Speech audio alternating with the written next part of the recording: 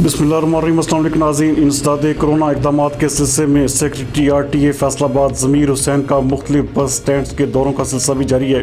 हमारे नुमाइंदा खसूसी इब्रार हुसैन के मुताबिक ट्रांसपोर्ट पंजाब और डिप्टी कमिश्नर फैसलाबाद मोहम्मद अली की हिदायत पर सेक्रेटरी RTA ज़मीर हुसैन ने मुख्तलिफ बस स्टैंड्स का दौरा किया और इंसदादे कोरोना एहतियाती तदाबीर पर अमल दरामद का जायज़ा लिया।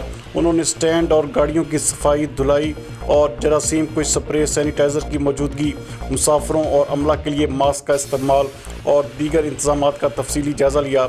इस मौके पर उनका कहना था कि हमें बहसीत कौम कोरोना के ख़िलाफ़ अमली तौर पर इक़दाम करने की ज़रूरत है ताकि कोरोना वायरस को फैलने में रोकने में मदद मिल सके। उन्होंने बस स्टैंड्स पर हुकूमत के मुकर्रर करदा किरायानामों को भी चेक किया, जबकि मुसाफरों की सहूलत के लिए किए गए इंतजामात का भी जायज़ा लिया।